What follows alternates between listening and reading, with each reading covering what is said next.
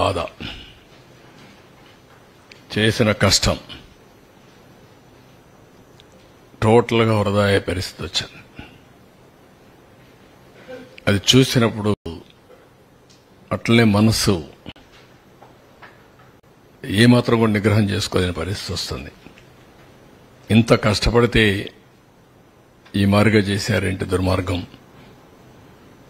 అంటే జాతి ద్రోహం. ఇది నాకు కాదు, నేను నిమిత్త మాత్రుడిని, ప్రభుత్వం నిమిత్త మాత్రం. ఆ రోజు మాకు ఈ అవకాశం వచ్చింది. వచ్చిన అవకాశాన్ని సద్వినియోగం చేసి తద్వారా మళ్లీ ప్రజలు నిలదొక్కోవాలి, రాష్ట్రం నిలబడాలి అనే ఉద్దేశంతో ముందుకు పోయాం. 10 ఏళ్లు రాజధాని లేదు. బైఫర్కేషన్ యాక్ట్ కూడా 10 years టైం ఇచ్చి కామన్ క్యాపిటల్ హైదరాబాద్ ఉంటుందని చెప్పి ఈరోజు హైదరాబాద్ కూడా క్యాపిటల్ అయిపోయింది. మనకు రాజధాని లేని పరిస్థితి వచ్చింది. ఇన్వెస్టర్స్ ప్రపంచం అంతా నమ్మకాన్ని కోల్పోయారు. మేము కష్టపడచ్చు, కానీ పెట్టుబడి పెట్టడానికి సహకరించడానికి వచ్చే వ్యక్తులు రారు. ఇప్పుడు సింగపూర్ గవర్నమెంట్ వాళ్ళతో మాట్లాడాలి, వస్తారా రారా? అంత ఈజీగా రారు. వాళ్ళ అనుభవం వాళ్ళకుంది. మన కోసం వాళ్ళు డబ్బులు పోగొట్టాల్సిన పని లేదు. ఇలాంటి రాష్ట్రాలు, ఇలాంటి దేశాలు కొన్ని వందలు ఉన్నాయి వాళ్లకు. ఆ దేశాల్లో చేసుకోగలుగుతారు ఏదైనా హెల్ప్ చేయాలన్నా. మనకే చేయాల్సిన అవసరం లేదు.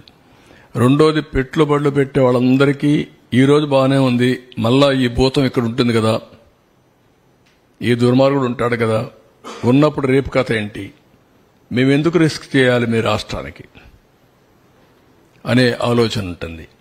ఒక బ్రాండ్ ఇమేజ్ మొత్తం సఫర్ అయిపోయింది. ఎవరిని అడిగినా ఇంకా కూడా ఆలోచిస్తాం, చేస్తాం, అన్ని బాగానే ఉన్నాయి, మీ ట్రాక్ రికార్డు బాగుంది, మీ రాష్ట్రంలో మళ్ళా నమ్మకం ఏంటి మాకు, మీరు ఎట్లా అష్యూరెన్స్ ఇవ్వగలుగుతారు అని అడిగే పరిస్థితి వచ్చింది. This is the case study. ఒక వ్యక్తి అధికారాన్ని తీసుకుని భావితరాల భవిష్యత్తు నాశనం చేశాడు. ఒక శాపంగా మారాడు. ఏ పాపం చేశారండి ఈ రాష్ట్రంలో ఉండే ప్రజలు? రాజధాని లేదు అని చెప్పుకొని పాపం ఏం చేశారు వీళ్ళు? ఇక్కడుండే వాళ్ళు ఒకే అవకాశాల కోసం బయట పోతే పర్లేదు, కానీ ఇక్కడ అవకాశాలు లేక బయట పోవాల్సిన కర్మ ఏం పట్టింది? తెలివితేటలు లేవా?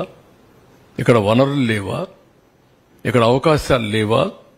ప్రపంచంలో ఉండే ప్రతి ఒక్క వ్యక్తి ఇక్కడికి వచ్చే అవకాశం ఉంది. గోదావరి, కృష్ణ, పుణ్య నదులున్నాయి, బంగారు పండించే భూములున్నాయి, రైతాంగం ఉన్నారు. Andhra Pradesh rice bowl of India, దేశానికి అన్నం పెట్టిన రాష్ట్రం ఇది. తీర ప్రాంతం భారతదేశంలో నెంబర్ 1 ఇది. 1000 కిలోమీటర్లు ఈస్ట్ కోస్ట్ లో సన్ రైజ్ స్టేట్ ఇది. ఎన్నో పోర్టులు. మళ్లీ ఈరోజు ప్రపంచం అంతా పోయి రాణించే యువత ఈ రాష్ట్రంలో ఎలాంటి అవకాశాలు లేకుండా అయింది. ఇది చాలా బాధ. ఇంట్రాస్పెక్ట్ చేసుకోవాలి. ఇలాంటి వ్యక్తులు ఇలాంటి ప్లేస్ ని రాజకీయాల్లో ఉండడానికి అర్హత ఉందా అనేది ప్రజలు ఆలోచించాలి. ఈ ఆవేశంగా నేను మాట్లాడడం కాదు, ఏదో మమ్మల్ని ఇబ్బంది పెట్టారని నేను ఆలోచించడం కాదు.